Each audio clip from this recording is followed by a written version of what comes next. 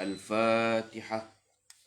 أعوذ بالله من الشيطان الرجيم. بسم الله الرحمن الرحيم. الحمد لله رب العالمين الرحمن الرحيم مالك يوم الدين. إياك نعبد وإياك نستعين.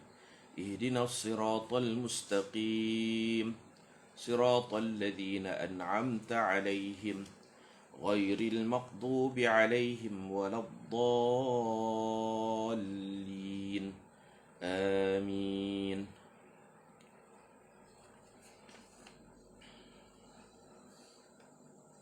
Kita baca selawat pagi ni. Selawat Tibbiyah muka surat 45 bekal akhirat. اللهم صل على سيدنا محمد طب القلوب ودوائها وعافية الأبدان وشفائها ونور الأبصار وضيائها وقوت الأرواح وغذائها وعلى آله وصحبه وسلم. اللهم صل صلاة كاملة وسلم سلاما تاما على سيدنا محمد الذي تنحل به العقد وتنفرج به الكرب وتقضى به الحوائج وتنال به الرغائب وحسن الخواتم ويستسقى الغمام بوجهه الكريم وعلى آله وصحبه في كل لمحة ونفس بعدد كل معلوم لك. selawat Al-Fatih. selawat munjiyah. اللهم صل على سيدنا محمد صلاة تنجينا بها من جميع الأهوال والآفات وتقضي لنا بها جميع الحاجات وتطهرنا بها من جميع السيئات وترفعنا بها عندك أعلى الدرجات وتبلغنا بها أقصى الغايات من جميع الخيرات في الحياة وبعد الممات وعلى آله وصحبه وسلم تسليما كثيرا. اللهم صل وسلم على سيدنا محمد الفاتح لما أغلق والخاتم لما سبق ناصر الحق بالحق والهادي إلى صراطك المستقيم وعلى آله وصحبه حق قدره ومقداره العظيم. اللهم إني أسألك بنور وجه الله العظيم الذي ملأ أركان عرش الله العظيم وقامت به عوالم الله العظيم أن تصلي على سيدنا محمد ذي القدر العظيم وعلى آل نبي الله العظيم بقدر عظمة ذات الله العظيم في كل لمحة ونفس عدد ما في علم الله العظيم صلاة دائمة بدوام الله العظيم تعظيما لحقك يا مولانا يا محمد يا ذا الخلق العظيم وسلم عليه وعلى آله مثل ذلك واجمع بيني وبينه كما جمعت بين الروح والنفس ظاهرا وباطنا يقظة ومناما واجعله يا رب روحا لذاتي من جميع الوجوه في الدنيا قبل الآخرة يا عظيم. اللهم صل وسلم على نور الأنوار وسر الأسرار وترياق الأغيار ومفتاح باب اليسار سيدنا ومولانا محمد المختار وآله الأطهار وأصحابه الأخيار عدد نعم الله وإفضاله والحمد لله رب العالمين.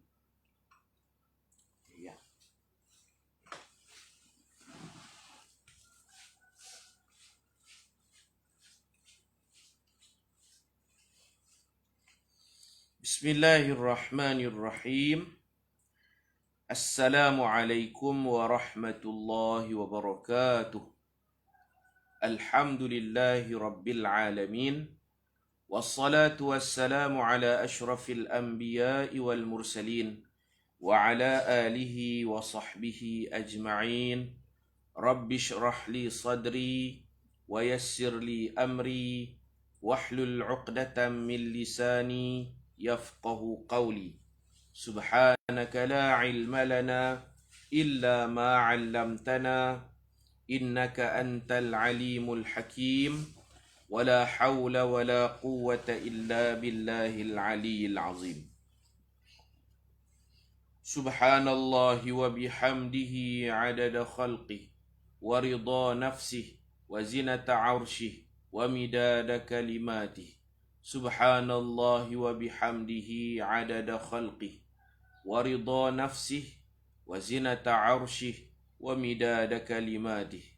Subhanallahi wa bihamdihi 'adada khalqihi wa ridha nafsihi wa zinata 'arshihi wa midada kalimatihi. Allahumma anta rabbi la ilaha illa anta khalaqtani wa ana 'abduka wa ana 'ala 'ahdika wa wa'dika mastata'tu. A'udzu bika min syarri ma sana'tu. Abu'u laka bi ni'matika 'alayya wa abu'u bi dhanbi faghfir li fa innahu la yaghfiru dhunuba illa anta. Muka surat 43. Ittifaqu Quraisyin ala qatli Rasul sallallahu alaihi wasallam. Kaum Quraisy sepakat untuk membunuh Rasulullah sallallahu alaihi wasallam. Lamma ra'at Quraisyun anna ar-rasula sara lahu ashabun wa ansarun yudafi'una anhu wa yanshuruna da'watahu sammamu ala qatlihi. Quraisy melihat Rasulullah kini mempunyai sahabat-sahabat dan kaum Ansar yang sanggup membelanya dan menyebarkan dakwahnya. Lalu Quraisy bertekad untuk membunuh Rasulullah sallallahu alaihi wasallam. Mereka berbincang di satu tempat nama Darun Nadwah. Sekarang Darun Nadwah itu termasuk dalam kawasan Tawaf, berdekatan dengan Kaabah. Darun Nadwah ni asalnya rumah moyang Nabi yang bernama Qusay bin Kilab.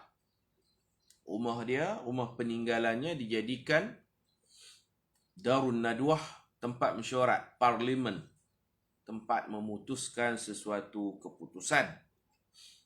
Wattafaqu ala an ya'khudhu min kulli qabilatin syabban wa yajtami'u amama darihi fa idza kharaja darabuhu darbata rajulin wahidin. Mereka sepakat untuk mengambil seorang pemuda dari setiap kabilah. Kabilah Arab di Mekah ada 70 kabilah, 70 keluarga.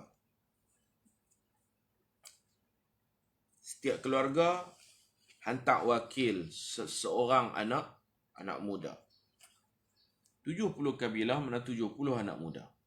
Pemuda-pemuda ini akan berkumpul di hadapan pintu rumah Nabi apabila Nabi SAW keluar dari rumahnya untuk qada hajat dan sebagainya. Mereka akan membunuhnya serentak. Dengan cara tu, Bani Hashim tak akan mampu membalas dendam kepada 70 keluarga. Bani Hashim tak akan mampu melawan 70 keluarga. Jadi cadangan ini daripada Abu Jahal.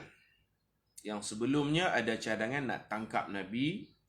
Ada yang mencadangkan usir. Abu Jahal mencadangkan bunuh. Dan cadangan ini disokong oleh Iblis yang turut serta dalam perbincangan itu. Kononnya dia mewakili penduduk Najd. liyatafarraqa damuhu fil qabail fala yaqdir aqaribuhu ala muharabatil arabi kullihim. Dengan itu darah Nabi akan beredar kepada semua kabilah. Kesalahan membunuh itu ditanggung oleh semua kabilah.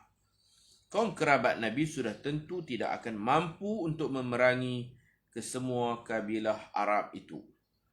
Walakin Allah a'lama an-nabiy sallallahu alaihi wasallam bima ittafaqat alaihi Quraisy wa amarahu bil hijrati ila al-Madinah.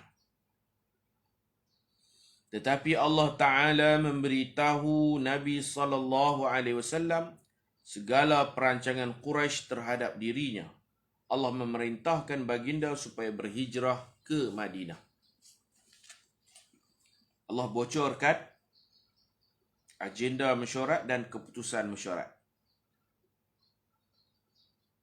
Malam tu ni perancang nak bunuh Nabi. Malam tu lah Nabi SAW keluar berhijrah dan bermalam di Gua Thur selama 3 hari. Ad-Dawr Thalis, fasal ketiga. Fasal pertama sebelum Nabi dilantik jadi Rasul. Fasal kedua selepas dah jadi Rasul. Fasal ketiga, fasa Nabi berhijrah. Rasulullah sallallahu alaihi wasallam hijratul Mustafa sallallahu alaihi wasallam.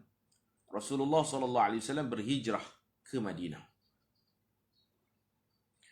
Tawajjaha ar-Rasul ila Abi Bakr wa a'lamahu bi amri Allah lahu. Fasa'alahu Abu Bakr as-suhbah faqala na'am. Nabi SAW pergi bertemu Abu Bakar dan memberitahunya bahawa Allah memerintahkannya supaya berhijrah. Nabi pergi rumah Sayyidina Abu Bakar ni tengah hari. Nabi kelumbung kepala kerana waktu tu terlalu panas, cuaca panas, dan juga untuk menutup muka daripada dikesan oleh orang-orang Quraisy. Nabi tak pernah pergi ke rumah orang jadi tetamu waktu tengah hari.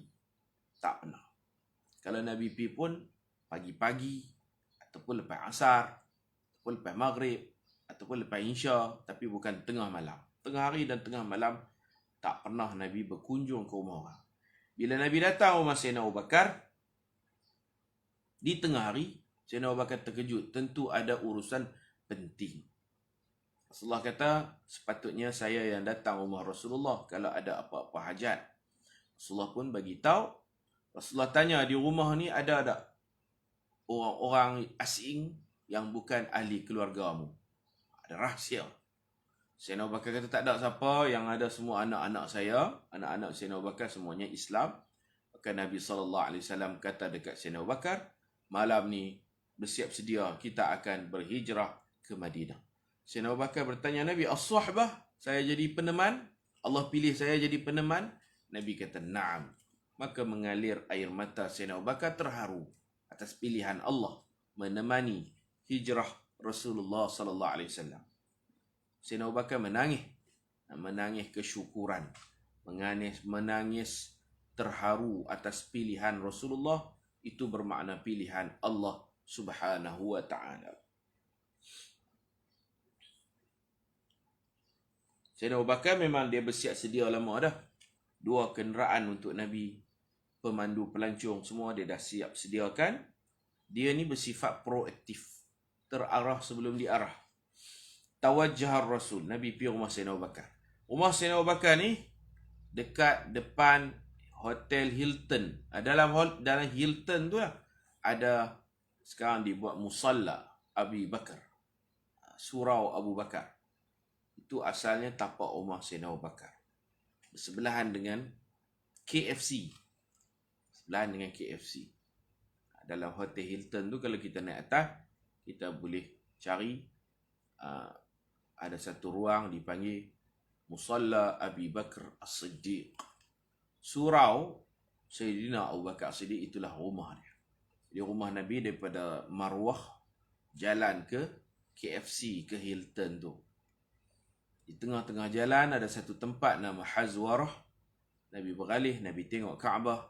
Nabi menangis sepuas-puasnya. Nabi kata, wallahi demi Allah, engkaulah bumi yang paling aku kasihi. Kalau bukan kerana kaumku mengeluarkan aku tidak akan keluar daripada bumi Mekah ini. Hazwarah itu dikatakan sekarang ini pintu jihad. Pintu Masjidil Haram nama Babul Jihad. Bab jihad.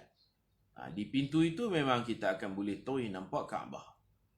Bagi orang yang haid, orang yang tak boleh masuk Masjidil Haram, mereka boleh memandang Kaabah daripada pintu. Pintu tu memang tembus nampak Kaabah tu. Kalau tidak ada apa halangan, boleh nampak. Pintu lain tak nampak. Pintu lain dia macam menyengit macam tu, masuk susah nak nampak Kaabah. Tapi Babul Jihad, pintu jihad yang mana bahagian atas tu orang duk tolak kerusi roda, wheelchair. Wheelchair ke atas. Jadi pintu ni berada di bawah laluan wheelchair. Nama pintu jihad. Nombor berapa saya tak pasti. Nombor 14 ke nombor apa. Tapi dia sebelah kanan lah. Kita duk masuk bab Malik Fahad. Terus masuk. Di sebelah kanan. Hala ke Safa. Baik. Di situ dulu dipanggil Hazwarah. Nabi menangis. Nabi keluar ni pun tak tahulah. Mereka tidur. Mereka tidur. Yang Nabi pergi rumah Sayyidina Abu Bakar ni, yang kita baca ni, Nabi pergi tengah hari. Nanti malam Nabi pergi sekali lagi ke rumah Sayyidina Abu Bakar As-Siddiq. Masuk ke dalam rumah Sayyidina Abu Bakar, pintu depan, dan keluar untuk berhijrah, pintu belakang. Keluar ke belakang pintu rumah Sayyidina Abu Bakar As-Siddiq. ثم هيأ راحلتين لسفرهما وأعطياهما لدليل ماهر. Kemudian Sayyidina Abu Bakar menyediakan dua kenderaan dan menyerahkan kedua-dua kenderaan itu kepada penunjuk jalan yang sangat mahir. Nama dia Abdullah bin Uraiqid. Wa amarahu an yaji'a bihima ba'da 3 layalin ila ghari Thur. Abu Bakar memerintahkan penunjuk jalan Abdullah bin Uraiqid. Dia ni bukan Islam pun. Tapi dia mahir, maka khidmatnya digunakan. Boleh bekerja sama dengan bukan Islam. Boleh mengupah orang bukan Islam. Yang penting dia profesional, dia tak bocor rahsia Nabi.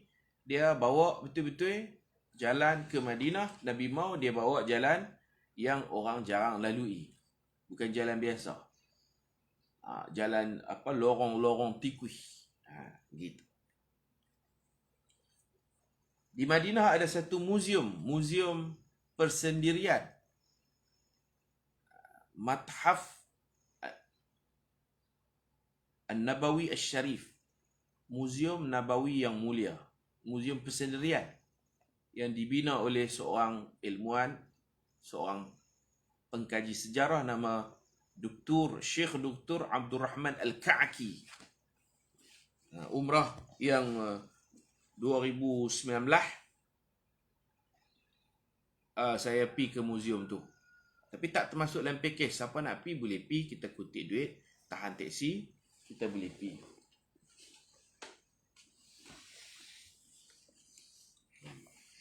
Di muzium itu ditunjuk ada dia punya, dia buat semua. Dia buat replika jalan Nabi hijrah. Jalan yang selalu orang lalu macam ni. Ni jalan ni pusing, jalan pusing. Melalui pantai laut. Dan jalan itu kawasan berbukit-bukit yang bahaya. Nabi melalui kawasan yang bahaya. Orang tak lalu. Kawasan, apa kita panggil? Kawasan yang ada gunung berapi. Bahaya kawasan tu. Tapi Nabi nak pergi kot tu. Nabi nak melalui jalan yang bahaya tu. Yang herannya, perjalanan Nabi selamat. Gunung berapi tidak meletus. Memang dia buat, dia tunjuk bukit, atas bukit tu dia buat merah. Sirah Nabi ni dia jelmakan dalam bentuk replika. Cantik, satu muzium, kena bayar lah, berbayar. Dia ada, boleh lihat. Kita boleh tekan lampu pula, boleh tekan ada lampu kan. Boleh tekan lampu. Tang mana Gua Thur. Dia tekan lampu, dia menyala. Oh, ni Gua Thur tak ni. Kita boleh nampak tu. Peta yang dia buat. Lama lah dia ambil masa 10 tahun untuk siapkan muzium tersebut. Beliau ahli sunnah wal jamaah. Beliau ahli sunnah wal jamaah. Nama dia Syekh Dr. Abdul Rahman Al-Ka'ki. Boleh berjanji dengan dia, boleh telefon dia. Dia sendiri yang akan hurai, dia sendiri yang akan sambut kita. Dan dia juga menjual satu replika cupak Nabi, gantang Nabi. Kan Nabi mendoakan keberkatan. Allah, ya Tuhanku, kau berkatilah cupak Madinah, gantang Madinah. Makna orang Madinah meniaga, dia sukat guna cupak, guna gantang, Nabi doakan keberkatan. Dia tak guna kilogram apa semua zaman dulu. Ya Allah, berkatilah buah-buahan Madinah. Ya Allah, berkatilah Mekah. Berkatilah Madinah seperti mana kau berkati Mekah. Ya Allah, Nabi Ibrahim mengharamkan Mekah. Ya Allah, aku mengharamkan Madinah. Kau berkatilah buah-buahannya. Kau berkatilah fi sa'iha wa muddiha, pada gantang dan cupak. Jadi dia tiru cupak dan gantang asli Nabi. Dia buat satu replika. Tapi mahal lah, 500 rial. Saya tak beli hari tu. 500 rial ke berapa rial? Tapi mahal lah. Harga yang sangat mahal. Bagi orang yang ada duit boleh belilah. Berkat kalau kita berwuduk guna cupak Nabi itu. Nabi berwuduk hanya 1 cupak. Kalau Nabi mandi wajib segantang ada cupak, ada gantang. Hayak dalam tu kita suka elok-elok, kita cuba mandi wajib dengan segantang hayak. Kita cuba berwuduk dengan secupak. Replika cupak Nabi. Ada sahabat-sahabat yang beli. Baik. Dan dia ada sanad lah. Sanad cupak, sanad penggunaan cupak sampai kepada Rasulullah SAW. Syekh tersebut tu ada sanad. Dan dia akan bagi sanad. Kalau kita beli baru dapat sanad lah. Tak beli tak dapat lah. Baik. Nabi melalui kawasan gunung berapi. Susah. Tapi Allah selamatkan. Wa amarahu an yaji'a bihima ba'da 3 layalin ila ghari Thur. Sayyidina Abu Bakar memerintahkan penunjuk jalan supaya datang ke Gua Thur selepas 3 malam. Nabi dan Abu Bakar bersembunyi di dalamnya. Fa fil lailati allati 'azama fiha 'ala al-khuruj min baitihi iltaffa shubbanu Quraisy hawla dari wa Rasulullah sallallahu alaihi wasallam bidakhilihi. Pada malam yang Rasulullah berazam ingin keluar dari rumahnya itu, beberapa orang pemuda Quraisy sudah bersiap sedia mengelilingi rumah baginda. Ketika itu Rasulullah SAW masih berada di dalam rumah. Falamma jaa waqtul khuruj, amara Rasul ibn ammihi Aliyan bin naumi ala firashihi lialla yashukka ahadun fi wujudihi bi baitihi. Wa amarahu an yarudda amanatin nas ila ahliha. Apabila tiba waktu untuk keluar, baginda menyuruh sepupunya iaitu Ali bin Abu Talib supaya tidur di atas tilam Nabi dengan selimut Nabi. Perkara ini dilakukan supaya Quraisy tidak meragui Nabi yang masih berada di dalam rumah. Baginda juga menyuruh Ali mengembalikan semua amanah orang ramai kepada tuan masing-masing. Masya Allah. Nabi tak buat pelari. Mah perak orang yang simpan dekat Nabi. Mereka memusuhi Nabi. Mereka kata Nabi gila, tapi mereka simpan barang di rumah Nabi. Dan ikut hukum fiqah, Nabi boleh buat pelari. Buat pelari itu makna boleh hijrah ke Madinah, bawa harta-harta mereka. Kerana mereka ni kafir harbi. Ikut hukum lah. Tapi Nabi SAW tidak mahu mengikut hukum. Nabi mengikut perasaan ihsan, kesian belas. Nabi kesian belas. Tak sampai hati. Walaupun boleh ambil, tak ambil. Nabi sangat baik. Walaupun mereka memusuhi Nabi, maka simpan barang dekat Nabi, Nabi terima. Nabi nak keluar hijrah, Nabi panggil Sayyidina Ali untuk raddul wada'i', untuk kembalikan barang-barang simpanan kepada tuan masing-masing. Tapi bagi tahulah ni siapa punya, ni siapa punya, siapa punya, bagi balik kat mereka nanti. ثم خرج على أعدائه فألقى الله النوم عليهم فلم يره أحد ثم تقابل مع أبي بكر وسارا حتى وصل غار ثور واختبأ فيه. Kemudian Nabi keluar bertemu musuh-musuh itu. Allah melelapkan mata-mata mereka. Ini semua kita tahulah. Nabi kita baca ayat وَجَعَلْنَا مِنْ بَيْنِ أَيْدِيهِمْ سَدًّا وَمِنْ خَلْفِهِمْ سَدًّا فَأَغْشَيْنَاهُمْ فَهُمْ لَا يُبْصِرُونَ. Maksud fahum la yubsirun, maka mereka tidak nampak. Sadda tadi Allah tutup. Min baini aidihim sadda, Allah tutup depan mereka. Wa min khalfihim, belakang mereka pun sadda, tutup. Mereka tak nampak depan, mereka tak nampak belakang. Fahum la yubsirun, maka mereka tidak nampak. Baca ayat tu, mereka pun tidur tersengguk-sengguk. Jangan salah guna ayat nah. Jangan salah guna ayat. Naik bas ekspres, tak bayar tiket, bila orang cek tiket baca. Itu haram. Naik bas tak bayar, itu zalim.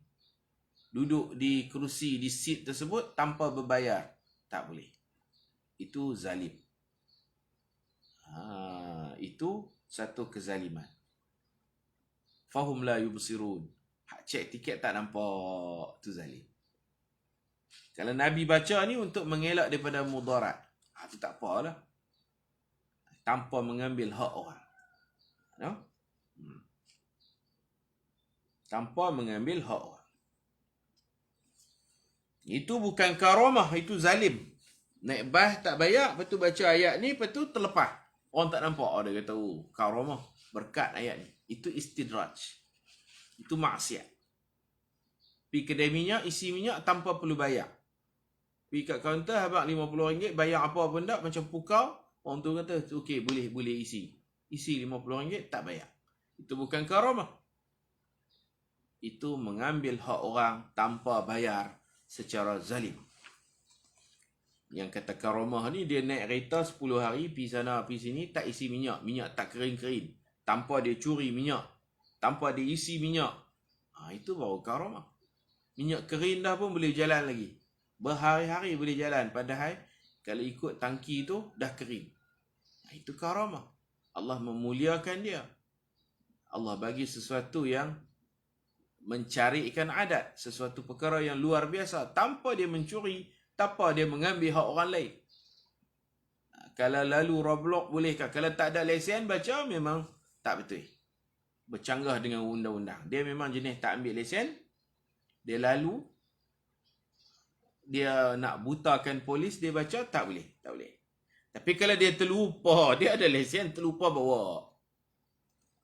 Terlupa bawa dompet, terlupa bawa lesen. Untuk memudahkan urusan, insya-Allah boleh baca. Untuk memudahkan urusan. Dia bukan tak ada lesen, ada. Tapi hari itu dia lupa bawa. Dia bukan bersalah pun. Tak ada satu kesalahan apa. Boleh baca. Nak jadi tak jadi itu tak tahulah. Nabi baca memang mereka tak nampak Nabi. Keluar Nabi.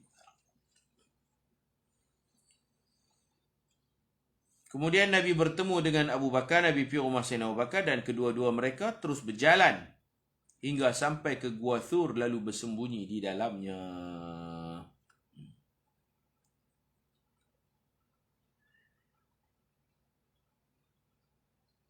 Ayah Sayyidina Abu Bakar nama Abu Quhafah. Lepas dia dapat tahu kata Abu Bakar ni menghilangkan diri, berhijrah dengan Nabi SAW, dia marah. Dia tak Islam lagi.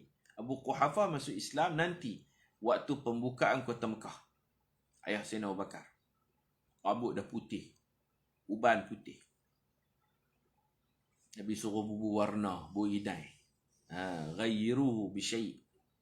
Ubah warna putih tu bagi ada warna sikit, iaitu warna inai.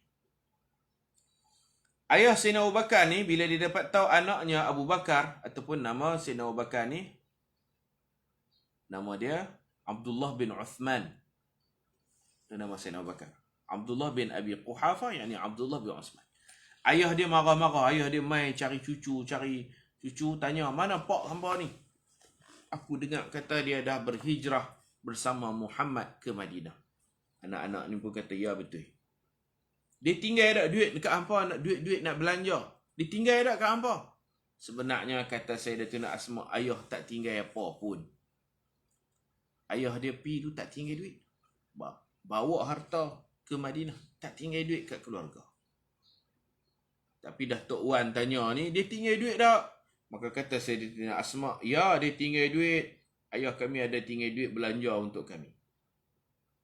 Bukan Sayyidatina Asma, apa tu Sayyidatina Aisyah. Dia kata, ayah kami tinggal duit. Mana aku nak tengok duit? Abu Quhafah ni dia buta. Abu Quhafah ni dia buta. Dia kata, mana? Kalau betul dia tinggal duit, aku nak tengok duit tahu mana. Mana boleh tengok, dia buta. Maka Sayyidatina Aisyah mengeluarkan satu bekas, macam satu tabung lah, satu bekas.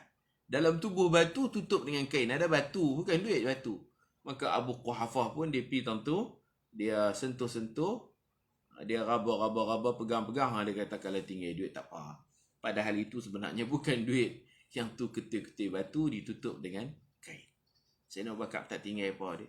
Dia tinggal Allah dan Rasul. Kita tak boleh tiru Sayyidina Abu Bakar dalam bab ni. Kita tak boleh. Kita kalau nak pergi mana-mana kena tinggal wang belanja, nafkah. Hatta kita nak pergi haji ke, nak pergi mana ke, kena tinggal.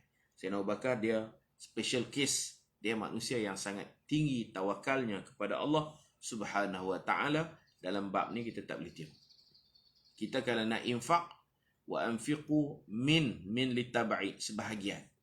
Infaklah mimma razaqnakum, sebahagian daripada rezeki yang kami beri kepada kamu. Jangan infak semua.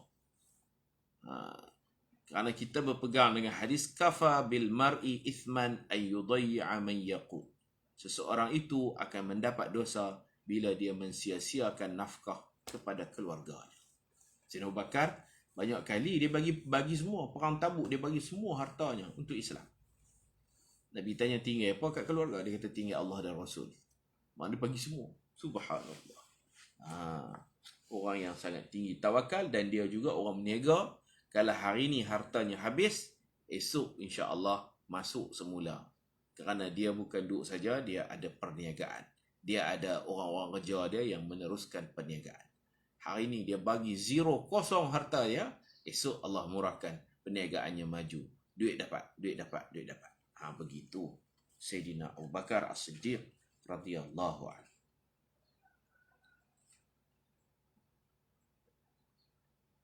Nabi meletak pasir atas kepala masing-masing 70 orang tu. Kemudian pergi ke Gua Thur.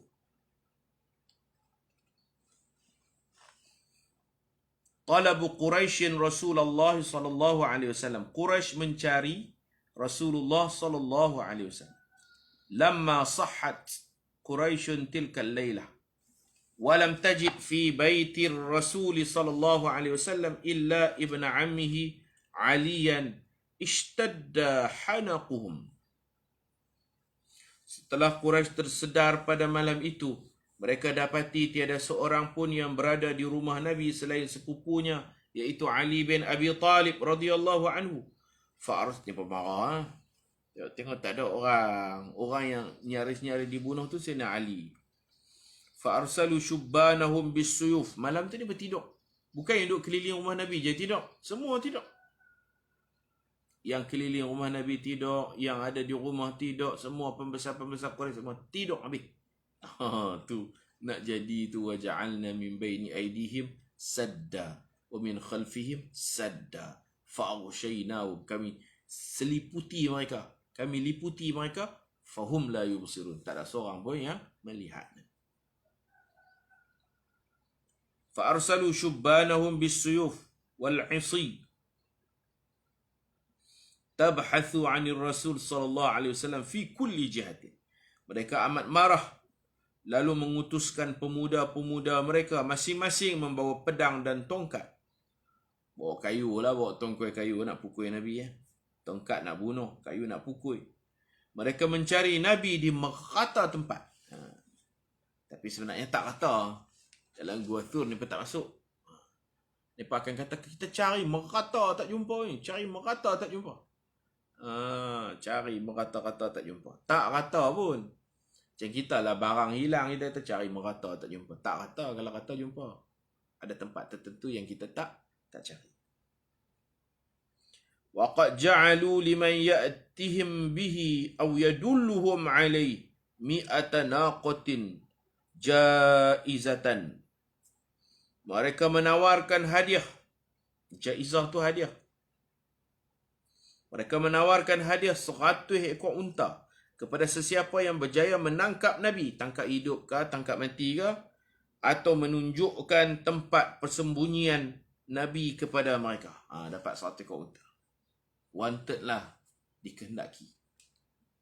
Nak bunuh. Mereka baru mesyuarat nak bunuh, tengok Nabi dah tak ada. Keram ni bah.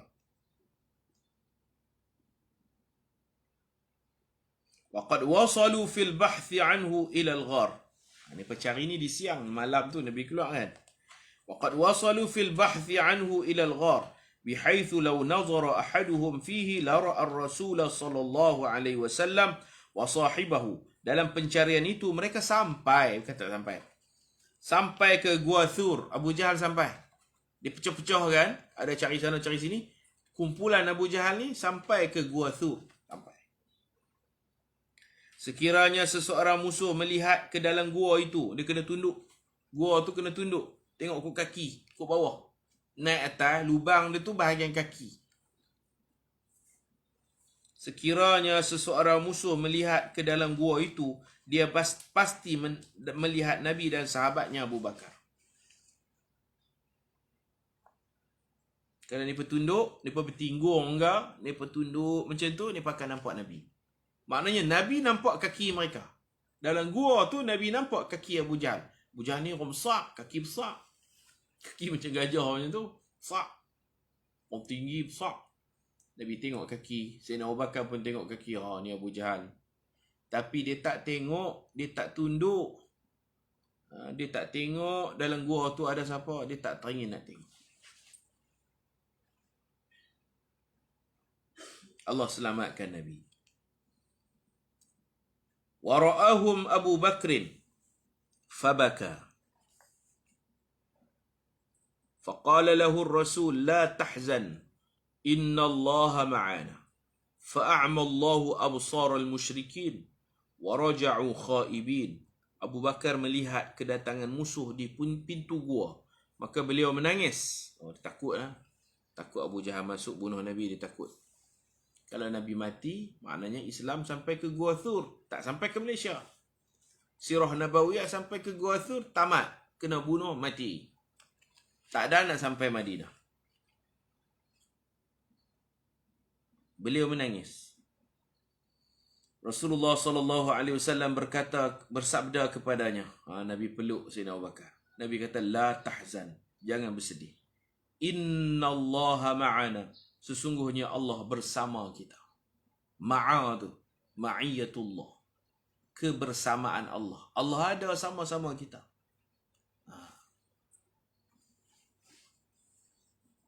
Rasakan keberadaan Allah bersama kita. Rasakan. Ma'ana tu.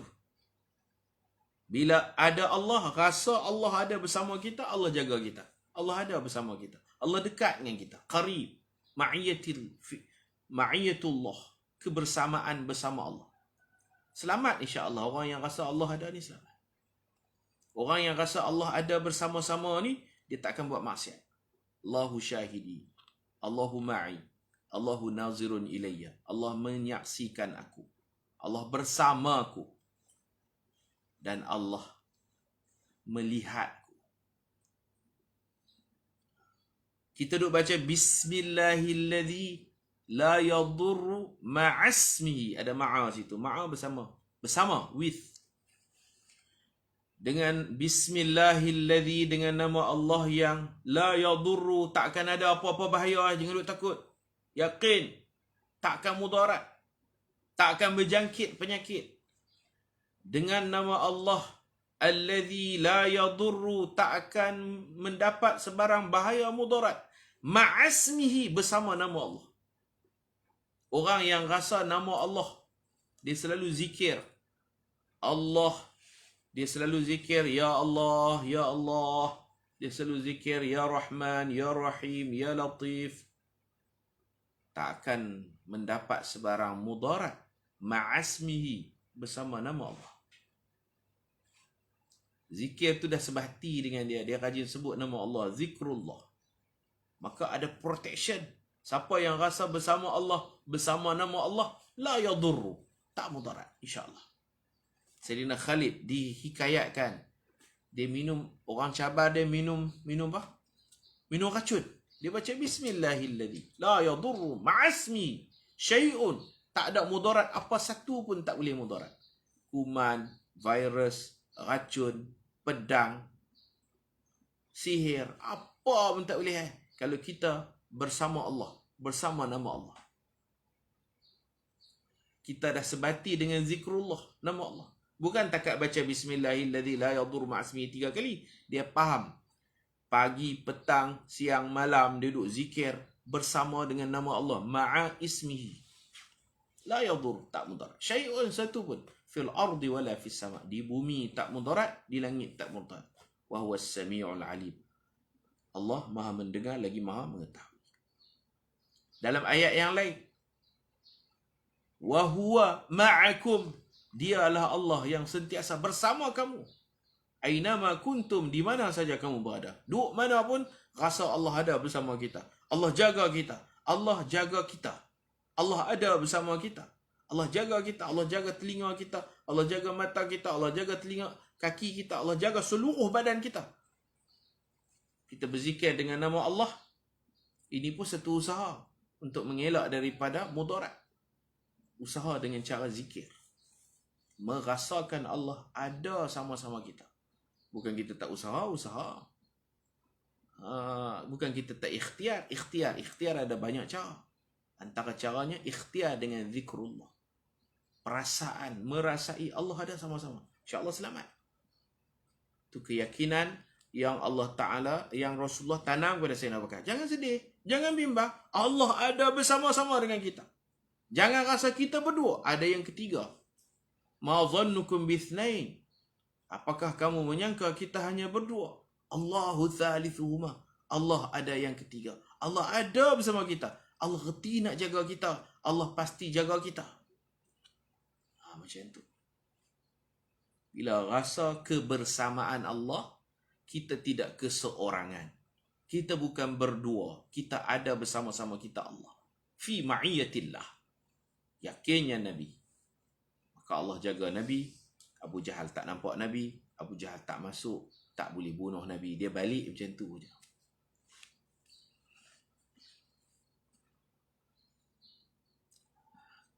Cerita tentang sarang labah-labah, burung merpati tu statusnya macam mana? Ada dia punya, ada riwayatnya begitu. Dalam soal mu'jizat, ulama mempermudahkan. Saya tak pasti kata dia sahih ke, dhaif ke, wallahu a'lam. Tetapi apa yang perlu kita ingat, para ulama-ulama hadis yatasahalun. Mereka tidak yatasyaddadun. Mereka akan begitu tegas menyelidik status sesuatu riwayat kalau riwayat itu berkaitan hukum hakam. Tapi kalau riwayat itu berkaitan mu'jizat, kehebatan Rasulullah, maka ulama-ulama hadis mempermudahkan urusan meriwayatkan hadis-hadis berkaitan mu'jizat, hadis-hadis berkaitan manaqib, ujian, kelebihan, kehebatan seseorang. Jadi soal mu'jizat, sekiranya hadis itu dhaif sekalipun, kita boleh riwayatkan tidak menjadi satu kesalahan. Kerana dia tidak berkait dengan hukum hakam. Memang ada riwayat, malam Nabi masuk tu ditumbuhkan satu pokok. Di pokok itu Allah hantar burung merpati bertelur. Wiqayatullah aghnat an mudha'afatin minad duru' wa an 'alim minal utumi. Allah jaga Nabi, penjagaan Allah itu lebih hebat daripada tembok-tembok besi, lebih hebat daripada guard yang mengawal. Allah hantar burung buat sarang di atas pokok. Pokok pun tumbuh malam tu. Kemudian Allah Ta'ala hantar laba-laba untuk menutupi pintu gua. 3 tentera Allah, labah-labah, pokok dan merpati. Sekiranya, wallahu a'lam, saya pun tak sempat cek hadis tersebut.